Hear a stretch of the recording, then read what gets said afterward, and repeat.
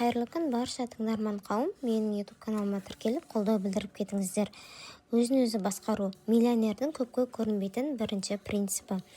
Көшедегі 100 адамнан миллионер болу үшін не керек деп сұрасаңыз, жауаптардың басым көбі көп ақша болады. 10 жасар балалар толы сыныптан сұрасаңыз да, осыған ұқсас жауап алуыңыз ықтимал. Бұл жауап теорияда дұрыс болғанымен көмектеспейді. Өйткені адамдардың көбі көп ақша табудың жалғыз жолы көп жұмыс істеу деп санайды. Бұл жұмыстың маңызы жоқ деген сөз емес. Алайда қоғам көп нәрсеге қол жеткізудің жалғыз жолы көп еңбек ету деген ойды бойымызға сіңірген. Ақшаңыздың көп болғанын қалайсыз ба? Аянбай еңбек ет. Көбірек уақыт жұмсаңыз. Махаббатты көбірек қалайсыз ба? Жұбыңызға көбірек көңіл бөліңіз. Алайда қалағанымызды көбірек алудың шын құпиясы көбірек жұмыс істеу емес, көбірек өзгеру болса ше. Міне осы пәлсапа таң шапағатының бастауы және негізі болып қалады. Өмірдің кез келген саласындағы жетістік деңгейі қашанда тұлғаңызды дамыту деңгейімізге, яғни сенім, білім, эмоциялық интеллект, машық қабілет, наным және тағы да басқалар арқылы анықталады. Жалпақ тілмен айтқанда, көбірек алғыңыз келсе, алдымен көбірек өзгеруіңіз керек. Таң шапағатының негізгі принципі кімге арналғанын не істегеніңізден анағұрлым маңызды. Алайда тәлкек ететіні сол, күн сайын істейтін ісіңіз кімге айналғаныңызды анықтайды. Көбірек өзгеру үшін уақытыңыз бен энергияңызды қалай жұмсайтыныңызды мұқият көрсетуіңіз керек. Олар мұны мойындай ма, жоқ па? Алайда миллионерлер өзін-өзі басқарушылар. Олар көбірек өзгеру керек деген идеяны қабылдайды. Даму кілті өз ішінде жатады. Өзін-өзі басқарудың негізгі принциптеріне тоқтар алдында тиімді өзін-өзі басқару және өз кезеңінде дәулет жинаудың негізі ретінде ойланудың маңызды рөліне қатысты ашқан жаңалығымды айтқым келеді. Өзіне өзі қойған шектеулерді білу және күмәнмен қарау. Тұлғалық және кәсіби мақсаттарыңызға жету қабілетіңізге бейсана түрде кедергі келтіретін жалған шектеуші сенімдердің жетегінде жүруіңіз мүмкін. Мысалы, анағұрлым жинақы болғым келеді дегенді қайталай беретін адам боларсыз. Алайда жинақы болу үшін шабыт пен тәртіпті қамтамасыз етуге анағұрлым қабілеттісіз. Өзіңізді қабілетті емеспін деп санау арқылы сәтсіздік шақырасыз. Бір уақытта өзіңізді табысқа жету мүмкіндігінен айырасыз. Өмірдің өзге де кедергісі жетеді. Оған кедергі қосудың қажеті жоқ. Өзін-өзі тиімді басқаратын адамдар сенімдерін жіті саралап, қайсы өзіне қызмет ететінін анықтап, қызмет етпейтінін жойып отырады. Жеткілікті уақытым жоқ.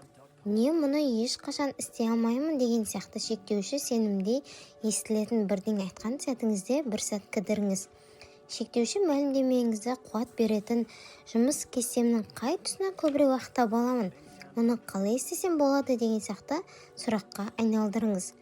Сөйтіп, туа бітті шығармашылық қасиетіңізді қолданып, шешім қабылдауға мүмкіндік табасыз. Міндеттеме алсаңыз, амалды табасыз.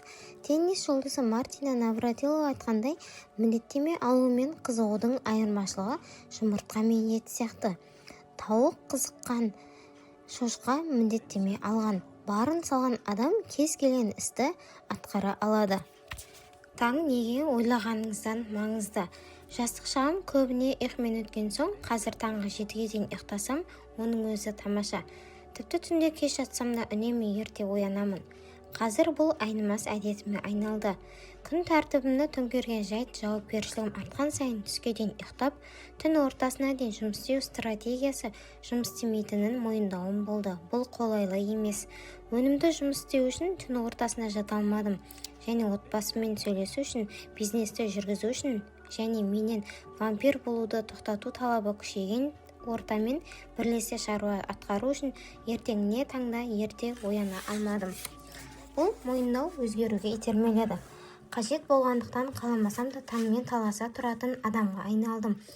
Алайда көп ұзамай таңертең күнделікті күйбең тірлікке араласу үшін ғана ерте тұру керек емес екенін, онда анағұрлым ырыс-береке барына көзім жетті.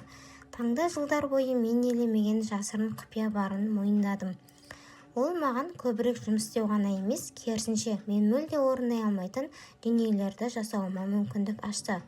Қазір көп жылдар өтіп мол дәулетке кенелген соң таң шапағаты міндетті болғаннан емес, өзім қуана істегім келетін шаруама айналды.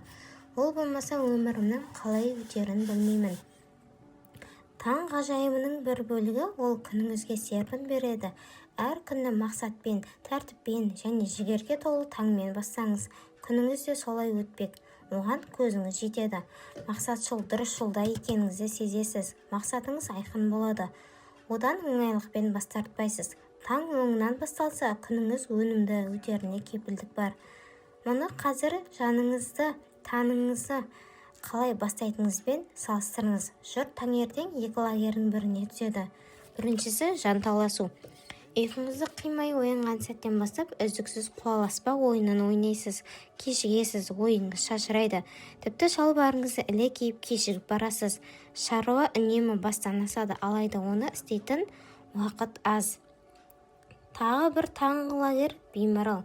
Мақсат пен талаптың жоғынан түске дейін ұйықтап, шаруаны кейінге қалдырасыз және қалғанда жұмысты бастайсыз. Тіпті осыдан кейінде қандай да бір жарқыраған дүниенің болар-болмас сәулесі оңай елітіп әкетеді. Бір істі өнімді атқардым деген сезімді өткермейсіз. Ағыспен кетіп барасыз, мақсатсыз. Жанталасатындар үшін күн ұзақ аласапыран жаттығу сияқты өтеді. Хаос, шу және үздіксіз асығу сезімі. Беймаралдар үшін күн әлемдегі ең баяу көлік апаты сияқты. Төніп тұрған ажалдан құтылу үшін рөлді қалай бұруды немесе қай педальды басарын білмейді. Алайда екі лагерде де әрдайым ақша мәселесі туады. Оны қайдан табам деп бас қатырудан ақшам жетпей қалады-ау деген уайым туады. Келешекте қаржыны басқаруда дәрменсіздік танытасыз. Қаржылық қысым күнде тырбаңдап жүргенде титықтататын тағы бір мәселе.